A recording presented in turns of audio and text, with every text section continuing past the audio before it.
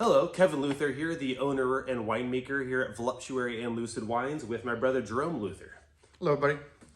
And Jerome is the behind the scenes, everything past winemaking. He gets the wine out to you guys, shipped to you safe and sound. So today we are going to be talking through our Voluptuary lineup. So as you may know, we have the Voluptuary lineups and the Lucid lineups. So the Lucid is kind of a crowd-pleasing, #1 best-selling wine for everybody. It's wines I make to just be as delicious as possible. Voluptuary is a little bit more a reserve line, single varietal wines with a little bit more focus on varietal character and terroir and kind of those high-end expressions. So we're going to be tasting through these full-size bottles here on set today at the winery, but as Jerome has in front of him here, we have our variety of kits that are available to you. So you guys are all probably tasting with the kits there. Yeah, so we have a couple different versions. We do 50 milliliter and 100 milliliter. 50 milliliter is a small pour. You end up with maybe a third of a bottle. 100 milliliter is a pretty large pour, and you end up drinking about 3/4 of a bottle by the time you're done. But we also have a few different lineups. As Kevin said, we're tasting the very high-end Voluptuary wines right now. We also, though, do the same thing for the very easy-drinking Lucid lineup, and then have a variety of other options we roll out. Like as Kevin's going to show here, we do sparkling wines. We've got a 3-wine tasting kit of those. We do seasonal specials and things along those lines, like our holiday kit with mulled wine and fortified wine, and a little holiday pairing recipe book to go with it. And with everything, we offer food kit pairing options as well. So for the holiday one, you've got gingerbread and reindeer jerky, popcorn, brownies, chocolates, everything to not only pair with the wines specifically, but kind of match the experience. So we'll go into what we're talking about here today, but Not the reindeer. show your holiday dominance by taking out the reindeer and the gingerbread men. Exactly. So yeah, we have that for the holiday season, and year-round we'll have certain seasonal kits that we'll put out as well. But the Voluptuary, Lucid, and Sparkling will always be available. So we're going to be starting off this tasting here today with our only white in this lineup. This is a Picpoul Blanc. So we're also going to be tasting through 4 different reds, a couple of lighter style reds, and a couple of darker style reds. So this first one right here is our Picpoul Blanc. This is the V3 The Lover Picpoul Blanc. And you're probably going, what is Picpoul? You know, it's like related to Deadpool? I don't know. So Picpoul Blanc is a lesser known grape, super unknown for making wine really, because in France, it makes like the most simple, basic, cheap wine. In fact, it's usually made into wine only for the purposes of then distilling it into brandy for cognac and armagnac. So it doesn't really have a reputation as a wine grape per se, other than for like cheap jug wine that people drink. But I thought that was interesting, like a kind of lesser known grape without a whole lot of reputation allowed me to take that grape and really let it express its character in an interesting way, because it doesn't have these preconceived notions that people expect out of the grape.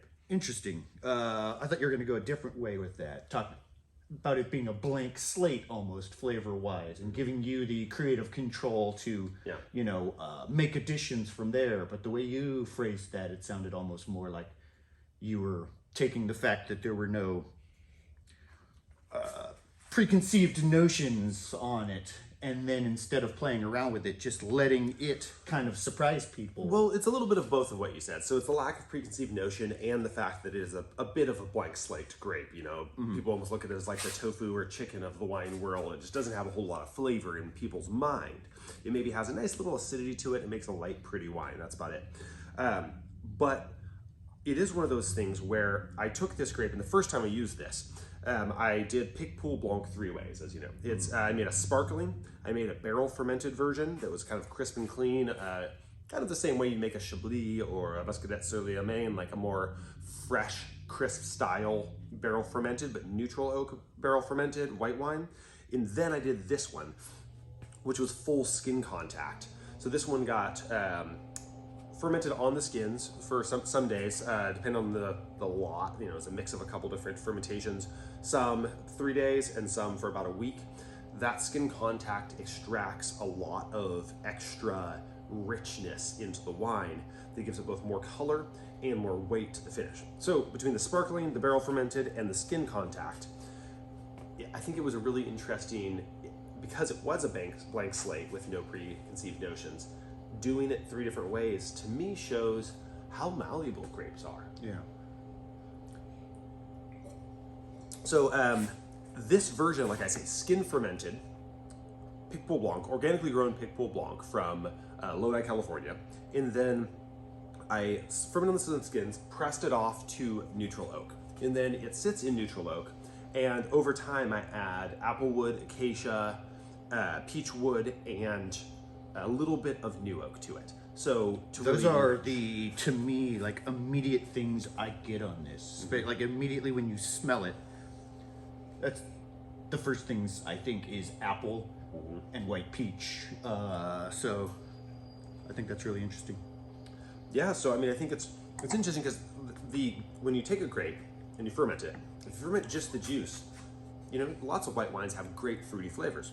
When you ferment with the skins, you get a different range of flavors. The juice itself tends to be like those fruits in a lighter sense. It's a little bit hard to explain, but it's almost like the difference between a filtered juice that's just really like crisp and simple and clean versus like those unfiltered juices or almost like nectars where there's like a richness to them. I feel like skin fermentation brings out more of that richness, almost like canned peach and apple or dried peach and apple kind of flavor. Yeah. Complexity, umami. Yeah, and a little more tannin that gives you more length to the finish. Those woods enhance that as well. This is still pretty light and crisp though, especially for like a 200% skin contact wine. So, and I think a lot of that comes from the fact that Picpoul Blanc is, you know, a grape known, if anything, for having nice acidity. It tends to be harvested later than other white grapes because it holds on to its acidity really well. So I think while it has those tannins from the skins, it also has a nice crisp, light freshness from that acidity. yeah. So you guys all have in front of you these booklets as well with all of our pairings. You know, we talk about the wine geeky details, some of which we're going over here, and some I won't dive into, like the soil and so on. Terroir is very important for wines. I don't necessarily dive deep into that on every wine, but all that information's here. But you also have your music pairings, food pairings, life pairings, and literary pairings.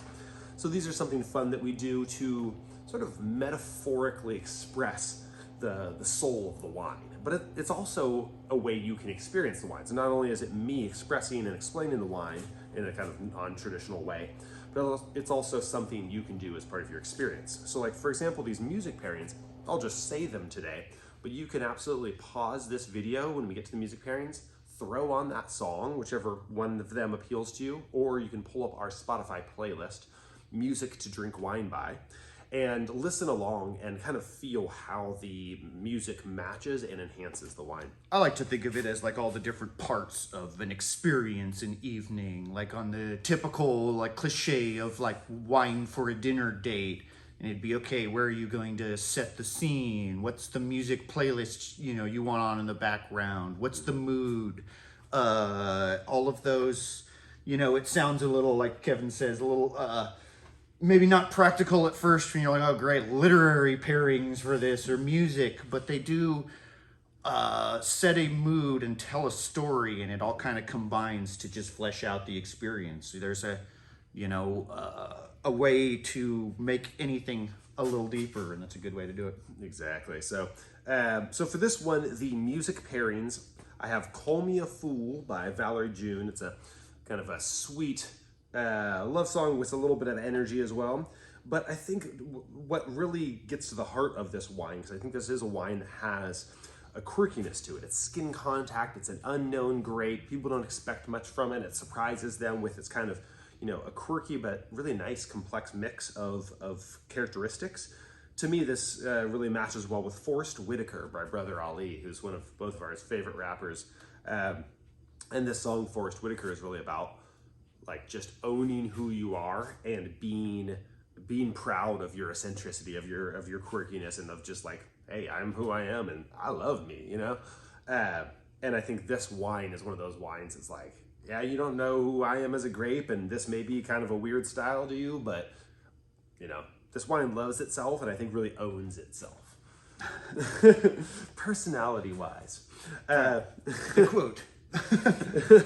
So yeah, and then some other fun songs like Guru by Coast Modern and I Love You and Buddha Too by Mason Jennings, all kind of have that liveliness but a bit of quirkiness too that match this wine. Then, yeah, the quote I have here, I have a couple. The literary pairings I think are a great match for that. So one of them is, we're all a little weird, and life is a little weird. And when we find someone whose weirdness is compatible with ours, we join up with them and fall into mutually satisfying weirdness and call it love, true love. And then that was from Robert Fulghum Perspective. Another one is from D.H. Lawrence, who says, the fairest thing in nature, a flower, still has its roots in earth and manure. I like that, you know, it's a, kind of the two sides of quirkiness and having some solid basis. And then to wrap the wine up, the life pairing is loving others and being loved in the true fullness of self. Being yourself and loving yourself, even perhaps especially when you aren't what people expect. You know, and you said to wrap it up, we didn't actually talk about a food on this. You're right. So I jump in on this. I don't remember exactly what it says in there actually, but I would pair this and just kind of go off of a lot of what we talked about with the flavor profiles, with the apple and the white peach. Like apple pie, you know, spiced apple pie, or like roasted grilled apples with like salt and pepper on Grilled it, veggies or grilled fruits would be really good. yeah, just an apple cheese plate. Even like pork chop with applesauce, like anything playing off of that apple or those, you know, like nice, you know, acidic notes in it. Seafood or oysters, I think, could also get it really well, especially if enjoying it along the coastline. Yeah, this definitely I think has enough of that. You know, in my flavor notes at some point, I think it may say sea spray and oyster shell. There's a little bit of that in there, along with some richer characteristics that are more like, you know, apple, pear, peach, fruit, honey or something. So you get that mix of crisp and rich, which the food pairings we have here in the book, cornbread and honey, shrimp and grits, mac and cheese, tom kha, coconut Thai soup, roasted veggies, butternut squash soup. The hilarious thing is none of those came to mind when I did my listing. I wrote every one of them. I agree with that too, though. But It's yeah, kind of the two sides of this wine is versatile that way. Yeah, so, all right, that's the first wine down. So, like I say, the lover, I think, is, so if you haven't tried what, you know, a skin contact wine before, this is considered a skin contact or orange wine. But it's a little bit, both of our skin contact wines, this one and our Lucid skin contact wine, the L1 skin contact Chardonnay blend, are both on the light side for skin contact whites. This one a little bit more down the rabbit hole, but I think still very approachable compared to some orange wines.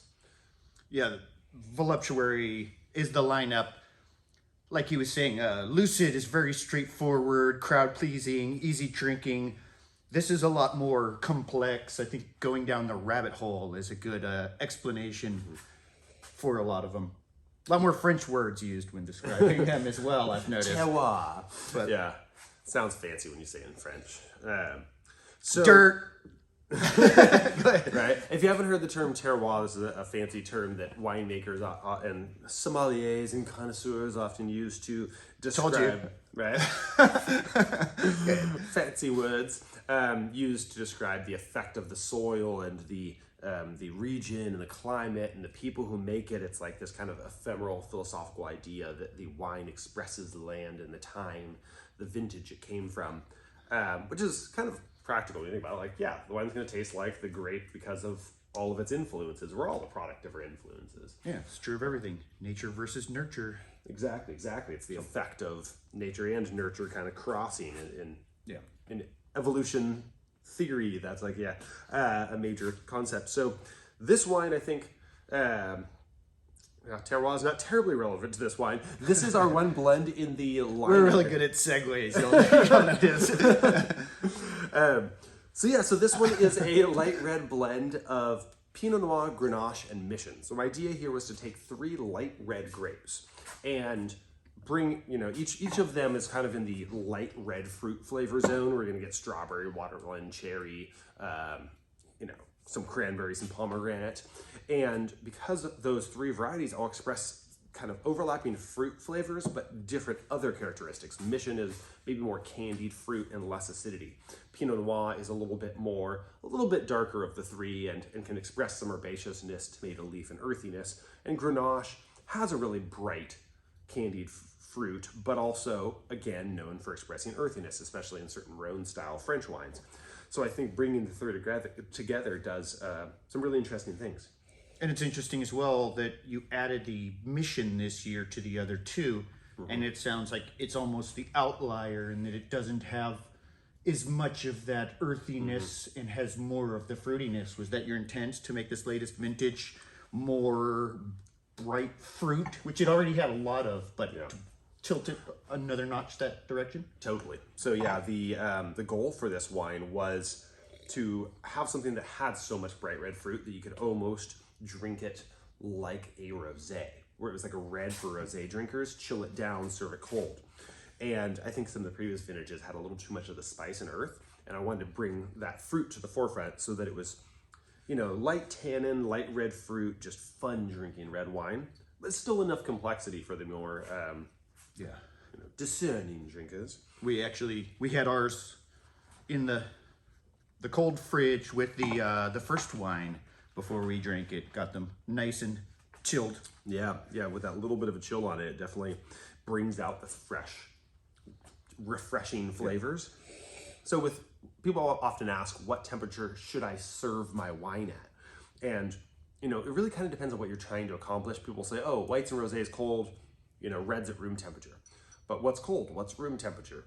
If you serve wine at fridge temperature, sometimes that's too cold.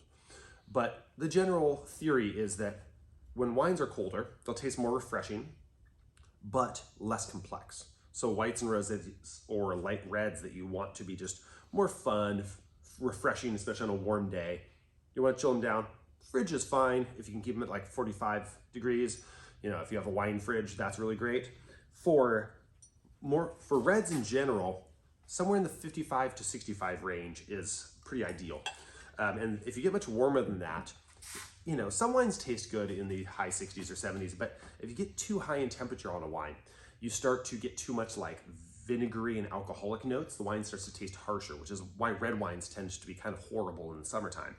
And if you are going to serve a red in the summertime, you want it somewhat chilled so it's not so hot. Yeah, makes a lot of sense. It kind of goes along, with our life experiences as well and those type of things. So, if you're enjoying something during the day, during the summer outside, you generally want it cold, crisp, like your dark reds, your room temperature, you're really letting all the complexity in it out, is, more of a nighttime experience, during the autumn and the winter, like indoors. It really kind of, it's just 2 different approaches on it. It's the same as like the skin contact or not, whether it makes it real light and like just clean and simple, or whether you want it complex and deep and like a full experience. Exactly. And that's, you never reach for like a warm beer in the summertime, right? So similarly, I think this is a great summertime red, a great daytime red if you're day drinking, because of all those flavors. So with that fruit forwardness, in the winemaking, enhance that a little bit with a little bit of cherry wood, and then a mixture of American and French oak to bring in a little more vanilla, caramel, cherry, almond kind of note, just to round out that complexity. No maple? No, I don't think I used any maple on this one. It being so light, I wanted to kind of stay in that focus. So then, these are all, as with all of our wines, organically grown, and from a couple different regions around California. Pinot Noir from down the Bay Area, Santa Cruz Mountains Bay Area side, And then we have the Grenache from the foothills and the Mission from Lodi. So from a couple of different vineyards around California. We also release each of those wines as single varietal wines, so you can see what each one is like by itself. The Mission is almost like a dark rosé. The Grenache and Pinot are a little bit darker and more spicy than this. In fact, we're going to be tasting the Grenache and Pinot in a minute. So yeah, to wrap this wine up, the pairings. The music pairings for this are all kind of pairings that play off of the odd couple concept, you know, like Pinot Noir, Grenache, and Mission. I'm reasonably certain have never been blended together, those three, to make a wine in the history of winemaking. It's a really weird mix. Mission is a pretty much unknown grape to almost anyone, except for like wine history geeks. Pinot Noir is common, but it's almost never blended. And Grenache is often blended, but with Syrah and Mourvedre in Mourvedre, if I can't pronounce French stuff, but in the Southern Rhone and, you know, sometimes in California. But this particular mix is really weird. So the odd couple pairings here, In Spite of Ourselves by John Prine and Iris Dement. Tell Me What We're Gonna Do Now by Joss Stone and Common, and Me and Bobby McGee by Janis Joplin. Food-wise, I'd go with this and kind of run off of those bright fruit flavors, you know. I think anything like has cherries in it would work really well with this. Like first thing that comes to mind is me is like pork with like a cherry, you know, chili sauce with it, or chipotle, yeah, exactly, like a fruit chipotle, or maybe even like cherry habanero or something, you know, like. But a lot of fruit flavors would go really well with this. Anything with those type of like sun-dried tomato pesto pizza, or tomatoes, mozzarella, basil, olive oil. What's that called? Caprese salad. Caprese salad. I ran out of words there. Words are hard sometimes. You got it. But yeah, like any of those type of fresh, fruity, juicy type of flavors, I think will work really well with this. I agree. This is definitely, it's got that mixture of bright red fruit and a hint of smokiness. So if a winemaker's tasting this, they might notice that when you first pour your first glass, there's just this little top note of like reductiveness, we call it as winemakers. So it's a little bit of a kind of earthy note that you get when you first pour this in the glass, and it's there at the very beginning. It mostly blows off, but it stays there in the background as this little smoky note, which I think between that red fruit and the smoky note that's like really subtle but there, I think that really is a great match with that chipotle, you know, berries kind of approach. Yeah, and I just like, as you've noticed, I kind of like to go into it and come up with it, and then, you know, with pairings, and then see how well they match what I wrote last time, rather than preparing. Yeah. But one thing I put in here that I think is perfect is duck or quail. I think using those with a sauce like that, using duck or quail with like a cherry chili sauce, that would be even better than with pork. That richness, yeah, that fat would really like. Exactly, a little bit of gaminess to go in with a little bit of earthiness, smoke. Yeah, and since this does have a nice acidity, that would cut through the fattiness of that dish really well. And you might think, oh, but I thought white wines and white meat were what you're supposed to match. Well, that's largely true, but that's actually that typical traditional guideline is because white wines tend to have less tannins, and this being a lighter red wine has less tannins and is therefore a good match for white meats. Yeah, for similar reasons, skin contact whites can be used with things that might seem a little too dark on the spectrum for them. You could do it with, you know, salmon or, you know, pork or chicken. Like maybe not this one with salmon, but yeah, borderline, yeah. So some good food pairings there. And all right, my other pairings are playing off the idea that this wine is called The Source. And if you guys have been admiring the art on these labels, this is all original art from Robert and Shauna Park Harrison, amazing fine art photographers off East Coast here in the US. And their art is all really playing off this idea of man's struggle to hold on to a connection with nature amidst our environmental destruction and industriousness. So holding on to these connections, it's why there's a bit of a dark post-apocalyptic vibe to it, but also this natural thing.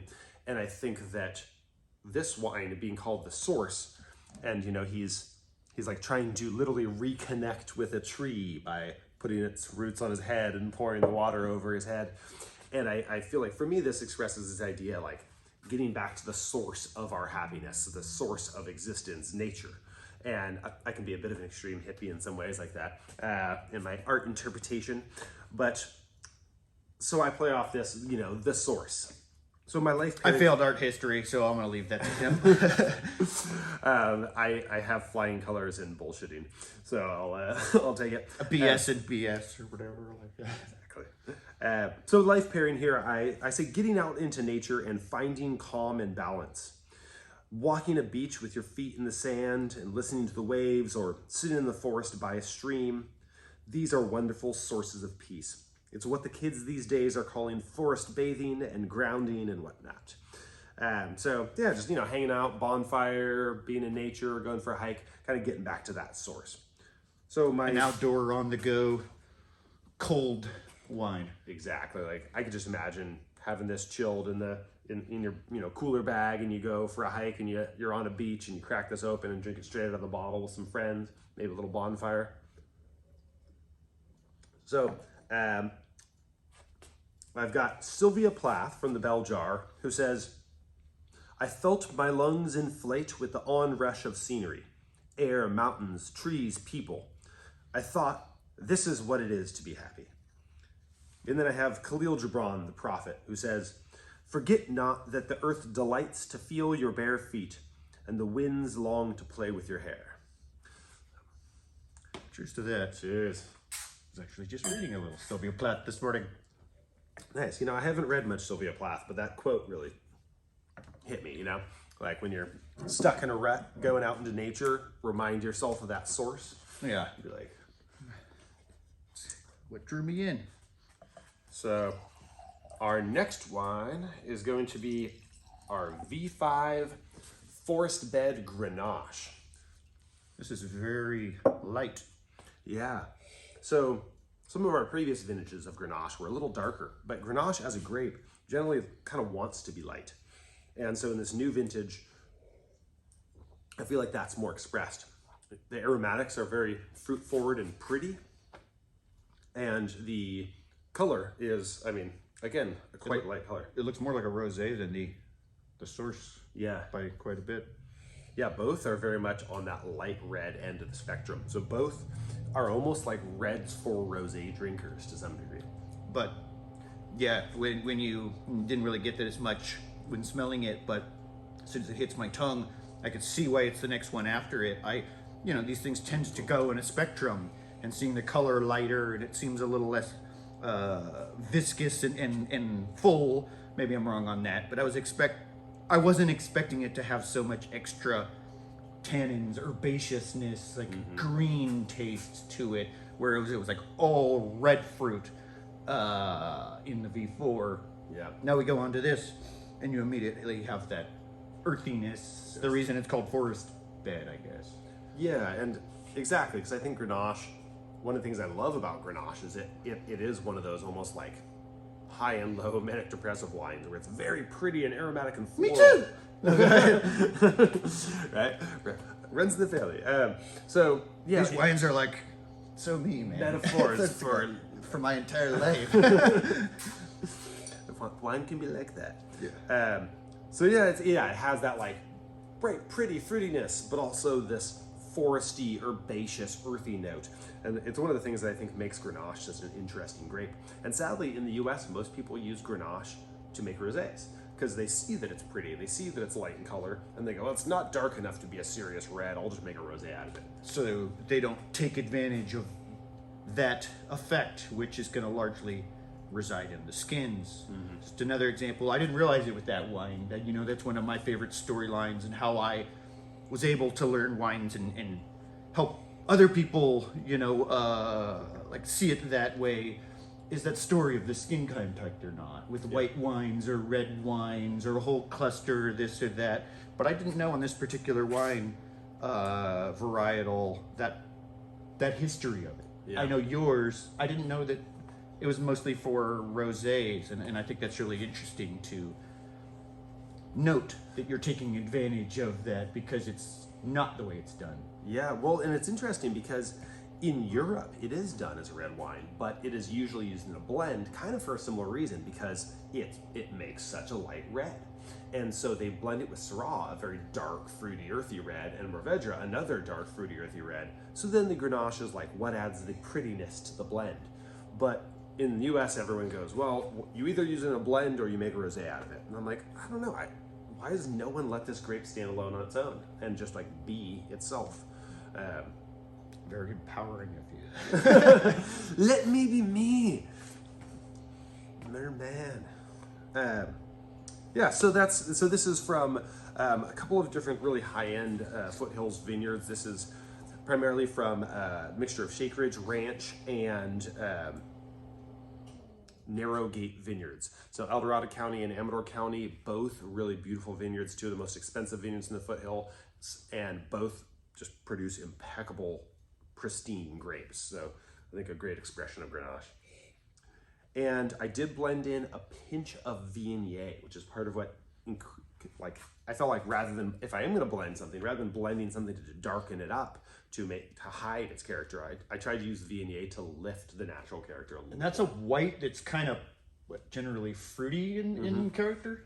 Good. Yeah, but it also is a white known for having fairly high tannic content. So Syrah Viognier you sometimes see, because the Viognier adds a little aromatics, but it also adds tannic structure to the Syrah. And so in this case, it's adding a little bit of that slight lifted fruit aromatic and maybe a little more weight. We're gonna go back to the beginning and edit out that part when he said these were all single varietal expressions. But no, I do like what you did, I guess. Yeah. So interesting fact, Just by the saying. way, some of my wines are full-on blends. Like the V4 and my LA Wanderlust, and then the rest of them are single varietal with a pinch of something else. With a pinch of something else, exactly. Because in the U.S., U.S. liquid measurement. Well, it's a funny thing. So if you're 75% or higher of a grape variety, then you still call it single varietal, even though it's technically blended a little bit. So they're okay. And actually, now that I think about it, a pinch is totally like an old, American housewife measurement. So yeah, I think that'll pass for a old school wine. We'll allow it. A little Viognier Bay. Yeah, we'll allow it this time. Sweet. So yeah, this one also got a little bit of cherry wood along with the oak, and that covers the winemaking. All right, my music pairings here. I chose a few different songs here. We have The Journey by Soul Rising, a very atmospheric song. Farmhouse by Fish, partly playing off the foresty, farmhouse kind of, a little bit of complexity there. And then Follow the Sun by Xavier Rudd and Make You Feel That Way by Black Alicious. Two songs that are a little bit more like uplifting and bright and happy. Yeah, food-wise, well, I think a lot of the same stuff from the source would work real well with this. A lot of those same meats, pork or duck or chicken, fruity flavors. But this one, I think, because of that earthiness, a lot more of those umami notes, mushrooms or garlic or pickled or brined stuff. Yeah, it's kind of what I'm feeling with this. I like it. Yeah, it's, and I think on our notes here we have some stuff like a charcuterie plate with prosciutto, olives, and pickled veggies, salted cheeses, crackers, dishes with tomato influence.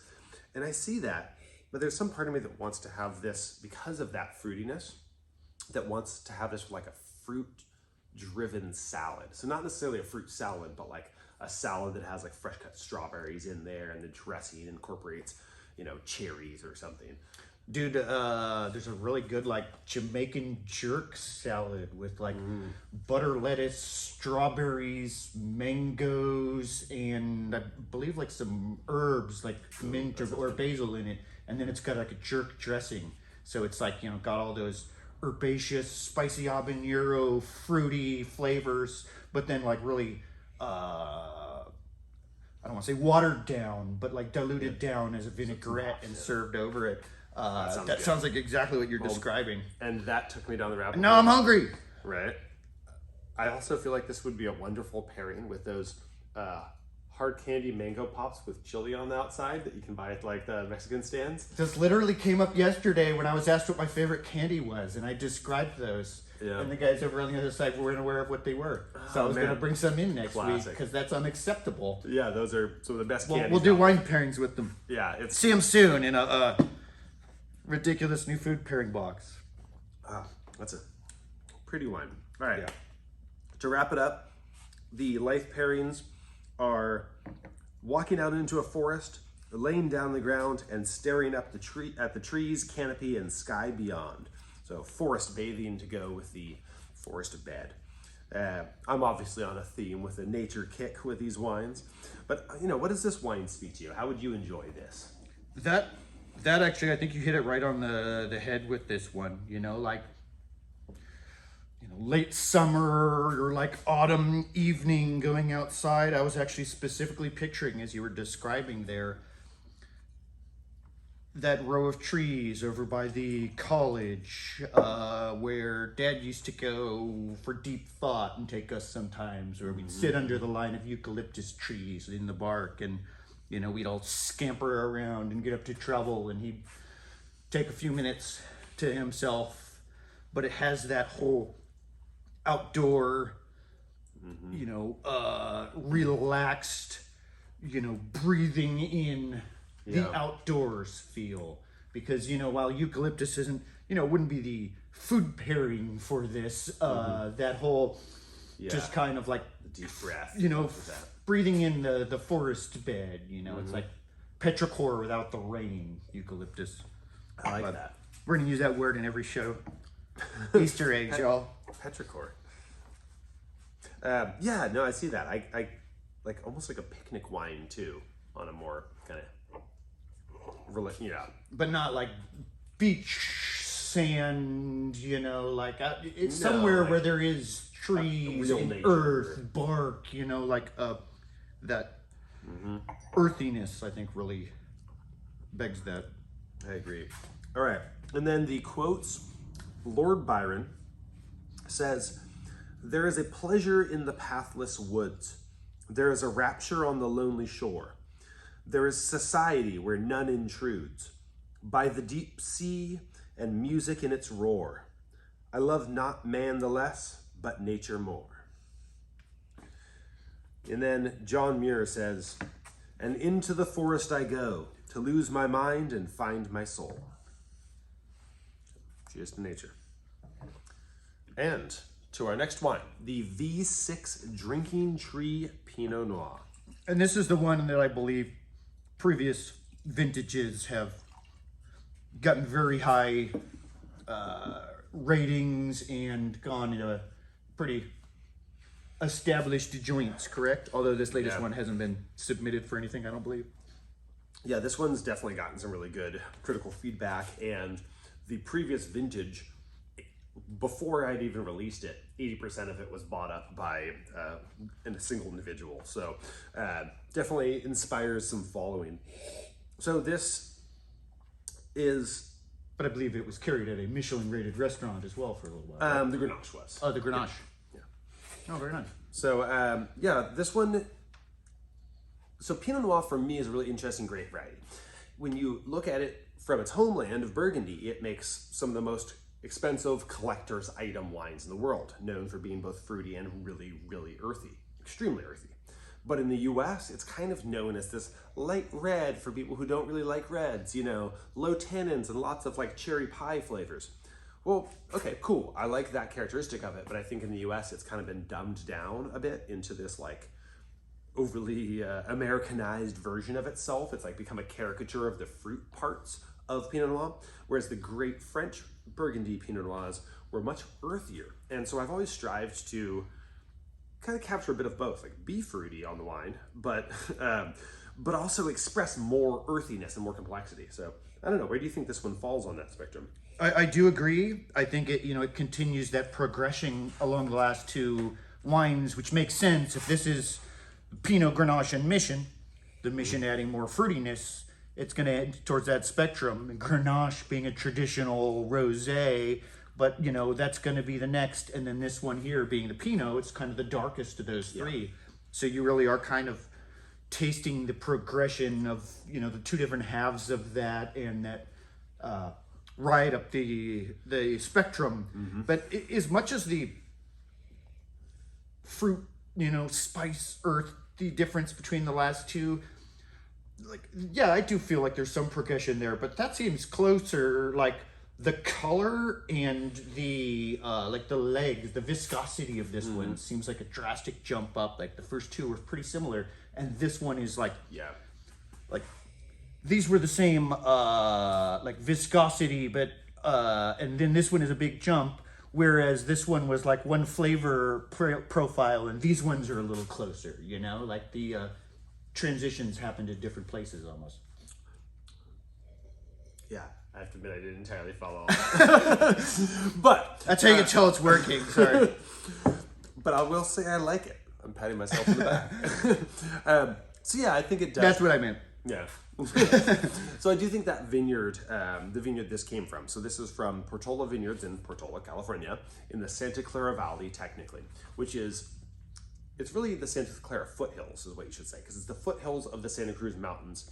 And I think this vineyard, Santa Cruz Mountains in general, does very good Pinot Noir. And at the higher elevation stuff, it can be super herbaceous and spicy driven. And I think this being on the Bay Area side, you get a little more warmth, but you also get a lot of wind coming in from the bay. And so it creates a lot of complexity here. You have very ripe cherry flavors here, but you also have a sharp acidity and I think enough of that tomato leaf, tobacco-y kind of earthiness to balance that out. It definitely, I do seem to taste like more acidity in it than the Grenache. Yeah, the Grenache is almost more just like almost sweet seeming fruit, whereas this is more sour seeming fruit. It's more cranberry and pomegranate and like sour cherry or something. Yeah. Is this? And then I did use cherry wood, a little maple, and a little hickory on this one as well. I should have. Yeah, I was gonna say this is whole cluster, right? I can kind of like you taste that in it because that adds to that green note that you get oftentimes. And as you were describing that there, it was like, it sounds like he's discussing whole cluster or describing whole cluster, which it kind of goes along with that same conversation about, do you leave the skins in? Do you take them out? How long do you leave them in? You know, whether that's with whites or reds or whatever. Whole cluster is you really do, you throw some of the berries in there. The berries equals grapes. Wine terminology, I guess. But, and they ferment in the juice with the rest of it. And then when you press it off, I'd show you a pressing machine, but you're on it. Right. It's right here. I don't think that's working. Whatever you're doing. But, so it really does add that extra green herbaceous type of note. You know, I always use the same descriptor. It's the difference between when you get a nice ripe tomato that's still on the vine with the leaves and smell that versus just giving a nice ripe tomato and you get just the same fruitiness and ripe, juicy, red flavors, but without that green, like umami, herbaceous type of flavor that adds a lot. So, and to kind of go back over that, the idea of whole cluster fermentation, right? You know, you harvest a grape, you have the grape on its cluster. And if you destem the grapes, so you pull all the grapes off and throw away the cluster, well, this was like, you know, this is the way most modern wine is made. But historically, you know, they would have had to sit there and pull off grape by grape, so it would be too laborious.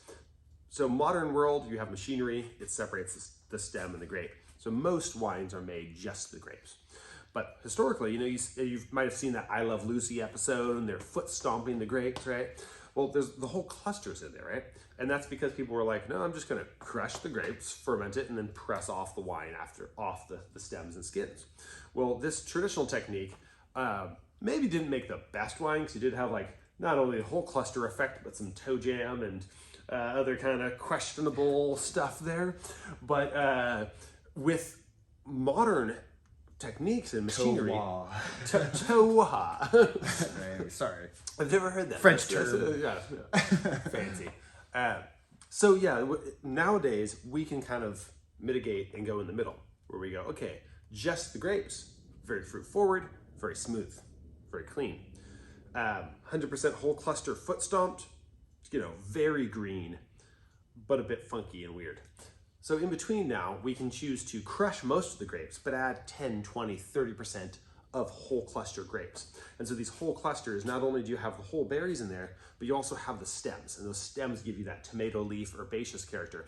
And whole cluster fermentation, to me, is one of the best ways as a winemaker that I can enhance a herbaceous, spicy earthiness in the wine.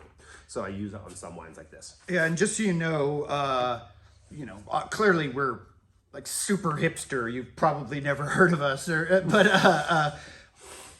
a lot of these techniques, I think pretty much all of them that seem like Jurassic kind of crazy out of left field type of things are actually historical, old world, well-established methods. That's the way that used to be made before modern commercializations, skin contact, whole cluster, vessels, or woods other than just only variations of oak.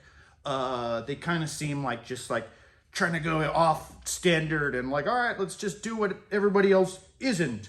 But it also does harken back to the way wine used to be done and the way it came to be. So it's true. Yeah, I think tradition is just innovation that stopped innovating. Like at some point people go, oh, that was so amazing. I'm just going to do that again, do that again, do that again. Hundreds of years later, people don't remember why it was done or that was an innovation. Did you just come up with that? That shit was deep. Thank you. I found that in my notes to self the other day. I was like, oh, that was good. I got to say that. The past you came up with it even better. Yeah. So yeah, I think that it's just, a lot of these old techniques. That's why I look to the old techniques to derive cool ideas and don't just dogmatically stick to like the recipe of great wine, because that's like one set of traditional innovations. Whereas if you really just look at all the diverse styles out there, there's just so many techniques back there, and then also get creative and come up with new ones. All right, we've kind of covered the winemaking on this wine and all the wine geekery there. For my music pairings, Got Soul by Valerie June. I think this wine has a lot of soul. It has, that richness and that spiciness and earthiness and the whole cluster effect we were talking about. So I think that Got Soul by Valerie June is one of those songs that, like, personally for me, gets me amped, yeah, I'm a soulful person. She's really... I'm deep. And then, the rest of them largely play off the art. So if, we have this person drinking wine underground. This person? Give them the side-by-side selfie. Right. So this is Robert Park Harrison on the art, but everyone thinks it's me because apparently Robert Park Harrison, when he was younger, and I look decently similar. So I have that on my business card and everyone just assumes it's me. But so then for that reason, with the art there, 6 Underground by Sneaker Pimps is a great trip hop song that I think the mood matches this wine, but also the art. Bring Me Your Cup for the drinking tree. And lastly, Bob Ross remixed Happy Little Clouds by PBS Digital Studios. You have to look this up on YouTube. And it's a remix of Bob Ross painting Happy Little Trees. Good times. Oh yeah, I love that song. Food-wise, I think this is where we're really getting into like your typical red category. This one to me screams like all red meat. Something fatty and marbled and, like thick enough that when you, get it, you still have that little bit of like pink red in the middle, like ribeye or lamb, like rare to medium rare. Lamb is great idea. I was actually going to throw out like something like goat, like a goat curry, but I think like a blackened lamb might be even better. But like this one, you could do with tempeh or tofu or like, but I don't think you could do with, like, I wouldn't pair this with anything salad or anything fish or anything light. This to me is like where you start getting into like red meat flavors. Yeah. I think I have other winemakers who taste this oftentimes go, oh, this is too like dark and earthy and spicy for a Pinot Noir. Because I think they're judging it by reference to like, California Pinot Noirs. But I like that about this, that for Pinot Noir, this has that more umami. Yeah. I think that works for it in a lot of ways because it still has that like fullness of like dark fruit flavor. Mm-hmm. It has quite a bit of acidity, but then it has that earthiness. So like that makes it all of those like that jammy flavor goes great with red meats or gamey meats. The acidity will cut the fats of those really fatty meats. Duck would go really well with this as well. And then the umami just kind of embraces the same in those ingredients. So yeah, maybe it's not a typical Pinot Noir, that's Pinot Noir, but I enjoy it for what it is. I think it's really awesome and a perfect red meat pairing. Yeah. All right, and then my life pairing for this is a furious late night creative session. Perhaps cooking something from what's left in the cupboards or playing soulfully on the piano, working on that novel you've been talking about writing for years, coming up with something creative in an exhausted stupor. And I guess for me, this wine, like, it does have, like, for me, it just, for whatever reason, it inspires this soulfulness and creativeness in me, this sort of like funky and earthy and spicy. This is the kind of thing that drew me to wine, is that I think it can like have that like thoughtful complexity. And for me, this definitely gets me in that mindset, like where I am personally in the middle of harvest season. I'm working like 15, 18-hour days. I'm sleep deprived, and I'm kind of like, I no longer have my normal senses about me. I'm in this almost alternate universe of like just moving and doing and creating, and that's to me the life pairing for this. I think that describes it pretty well metaphorically as well. Like I typically, when I get into darker wines like this, think of more sedentary situations, dinner, night in, relaxing at a jazz club. You kind of described the same type of situations, but active instead of passive, which I think, kind of describes a lot of like the dichotomy of this wine, being acidic and bright and fruity, but also dark and dank and deep, and other things that start with D. Delicious. There you go. All right, and then lastly, I have a few different quotes here. This is going to be tricky. Okay, so J.R.R. Tolkien says, "Ho, ho, ho, to the bottle I go, to heal my heart and drown my woe. Rain may fall and wind may blow, and many miles be still to go. But under a tall tree will I lie, and let the clouds go sailing by." I like that. Yeah. It's like Tolkien and Santa collaborated or something.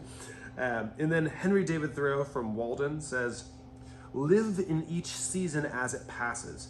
Breathe the air, drink the drink, taste the fruit, and resign yourself to the influence of the earth." I think we get so insulated from nature and the realities of life in our air-conditioned homes and so on. So I think get really making sure you're in touch with the seasons. And then Galileo Galilei says, "The sun, with all those planets revolving around it and dependent upon it, can still ripen a bunch of grapes as if it had nothing else in the universe to do." Are you sure that's a quote by him? I don't know. I kind of want to Google it now. I didn't think that was what his theory was, but I buy that. Right? Like that first one was either Tolkien or Shakespeare. The last one was either Galileo or Gandhi. It's like half the quotes on the internet just traditional saying from some country somewhere. Yeah, exactly. So all right, that is the V6 Drinking Tree Pinot Noir. Now we have the V8, the Sower Tannat. So, speaking of Shakespeare, to or to not? Sorry. So Tannat is a grape variety known for having, well, it's literally named Tannat, and when you describe a red wine as being heavy, bitter, or astringent, you say it's tannic, referring to the tannins, which make red wines heavy and colorful and so on. So these are in the skins. They come from the skins. So this ties into the whole talk about and stems as well. Exactly. So skin contact fermentation, whole cluster fermentation, enhanced tannic quality. Oak barrels and other woods also add tannins. So then Tannat naturally has a very high content of tannins in its skins. In fact, it's known to be the highest of any grape variety in the world. So it's very dark, very tannic, and it also tends to be very spicy and earthy and smoky. These particular Tannat grapes are, as with all of our grapes, organically grown in Calaveras County. Calaveras County. It's working. Calaveras County. You guys will find yourselves doing this too. Don't worry. The vineyard is Star Canyon Ranch. I got that one. And yeah, it's just this really beautiful vineyard. Calaveras County is known for its limestone caves, so it has very limestone heavy soils. And this particular vineyard is in this beautiful canyon in the middle of really steep mountain slopes, and has this just beautiful terroir. There we go, I finally used it today. Beautiful terroir. I think it is one of the most unique sites in California, and it produces very smoky, spicy wines. Yeah, one of those weird wine things, which kind of makes sense. You know, it's a cliche people use about life and stuff, but that stressed wines usually make better wines, and they have a lot more like flavor, spice to them. You know, it's kind of a funny thing, but having that limestone soil probably adds to the whole like depth and spiciness of a Tannat, because like you said, it's going to make it so it has to like fight more to survive. So the grapes that are produced are going to have a higher sugar content, more skin to body ratio, and be like raisined up. And that's not only going to give you a higher alcohol content because the higher sugar content, but more spice and earthy and body. So I'm glad he nodded along. I was kind of watching to make sure I got all that right. But yeah, the limestone soil and the terroir, that's one way that it, in a non like, you know, like Horace, you know, like Dancing with the Moon way, is just actually a very kind of practical, like scientific thought process on how it affects the wines. Exactly. So I think those limestone soils and like this. And to be clear, I totally still dance with the moon too. I just, you know, for science.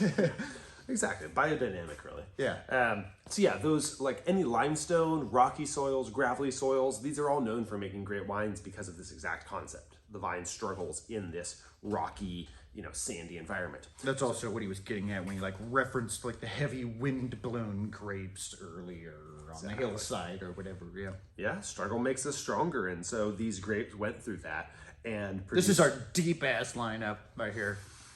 Go ahead. Sorry. It's true. It's true. So yeah, I think there's always someone who comes in the taste room and goes, give me your darkest red. You know, they're usually IPA drinkers and they like heavy dark red wines. I give them this one. It's our best seller during the cold days and the cold months. Perfect, you know, to have on that cold wintry day because it just does really have that depth and richness. We're going to hop right in some food pairings because I feel like this wine screams for food pairings. Where would you go with this? I know it does also would go real well with red meats, umami, earthy things. Yeah. But I'm kind of wondering if like chocolates, like salted caramel chocolates, things like that, like raspberry chocolate mousse, things that really like play on the dark aspects might really work well with this dark inky wine. I feel like this could go two ways. I feel like it's either that, chocolate. I like the idea what you said about caramel there, which made me start thinking like creme brulee, like something where you have that little bit like that char that creme brulee has. It's like salted caramel, but Frencher. So like, exactly. So yeah, I think you could go that direction and go on a sweeter side, or you can go with, I think of like, this might not be the perfect dish. You're more the cook, but like how tri-tip, you'll like, the whole thing is you really want to almost like burn that outside, like you just cook it, you grill it to the point where those are going to give you a really like heavily cooked, thing. But when you get the slice, you also have the more raw stuff on the inside. Black and blue, that's called, where you have it, yeah. Well, and that's also like if you do a good crust, you're going to get that. But how you described it, where it's like almost rare in the center, but like, a full charred crust on the outside, like the way you'll often see lamb. Yeah. That's called black and blue. Okay, yeah. Black on the outside, blue, like, the blood on the inside. Anything with that kind of characteristic, or just, a heavy spice characteristic. Because while this, I think, expresses more of the smoky, peppery side of things, I think this would play well with warming spices or spicy spices. Moroccan, Middle Eastern food. I could see a lot of that. Places like where things that we consider baking spices are used in like savory dishes, cumin, cinnamon, clove, I could see a lot of that. Yeah, almost like a Moroccan lamb stew, or, like we were saying with one of the previous ones, like a blackened, or, kind of goes with what you're saying there, black and blue steak. Ironically, I could totally see this pairing with a dish we had as kids during Ramadan that Muhammad and Bashrat would bring over, that it was almost like a soup or stew that had, I think, beef in it, and had like a little flatbread on the side with it. Yeah, there was like a cumin, cinnamony driven broth that was very rich and oily. That would go really well with this, I think, too. Yeah, they were a Pakistani family we rented from, and we were close friends with the boys in there, and they would bring it over. I do remember that. That was quite good. Yeah. But yeah, it goes along with those same notes where it's got embracing those warming spices and the earthiness and the depth of there, and then just bringing in some red meat type of notes with it. Yeah, and I'm looking at our notes here. Dishes incorporating hoisin sauce, soy sauce, teriyaki, or barbecue sauce. Yeah, I think all of those would go well too. All right, and then music pairings. Turn Your Lights Down Low by Bob Marley. And Also Miss life Lauren pairing with it, I think. Right, turn those lights down low And Bob Marley. Yeah. But yeah. Oh yeah. And wasn't this and actually also from Star Canyon? Yeah, I was gonna say, so interesting side note that he's making an Easter egg internal reference there. So Star Canyon, we know here at the winery as being the vineyard that also grows weed, cannabis, around the vineyard. So the first time I went there, I remembered thinking like, oh wow, there's a real terroir to this place. The soils and all these different things, but you also, I think, maybe get a little bit of that influence on that. You don't, like, there's not THC in it, but like that deep, dark, dank type of note, like we kind of described with this Tanat, really comes through here. And to kind of reinforce that, we at one point in our early days, obviously you see we kind of do off standard pairings, bring in involved with life. But I also kind of take that to the next level and do like really, okay, I'm going to do, wardrobe, or, dating advice, or, whatever type of pairings along with things. One week I was like, all right, I'm going to do marijuana pairings to go along with these. And as we had the 5 wines we were going to taste that week, I was like, you know what? This doesn't really make sense. I don't know if these ones, and I was like, I think I'm only going to pair it with these 2. And did it one with a nice daytime sativa, and the other with a nice, like, nighttime indica, just kind of like powerhouse of a weed. And we did the show, and Kevin didn't see my notes, and we kind of did it. And he's like, did you know you picked out the 2 wines that the grapes came from Star Canyon? And so, I mean, that's not like, that's an extreme case of small sample size theater, but yeah. I kind of feel like it expresses through in the way that we discussed with terroir. It just adds that extra, that smell you get when you're walking by and you could tell somebody's relaxing on their front porch, And I think there's actually a lot of science and logic behind this. So there is a technique that's used in the wine industry sometimes where they heat and pressurize grapes and blow off faults, if there's mold or smoke taint or something. And then what's left is just the simple fruity flavors, because you've heated and pressurized it and you blow off all the weird aromatics and faults. Well, but you also kind of lose some of the subtle character, some of the terroir. And so it's looked at as a way just to save cheap grapes that have gone bad. Burning off the character doesn't make something better. It just makes it more mass acceptable. Exactly, more simple or something. So Told you this wine was deep, but go ahead. And so what I found interesting was I was chatting with the guy who operated the machine on a daily basis, and I was asking him, yeah, what do you get off these wines? He's like, yeah, it's trippy. Like someone will bring in grapes and I'll be flashing off this aromatic and it'll smell like, you know, gas fumes in cars.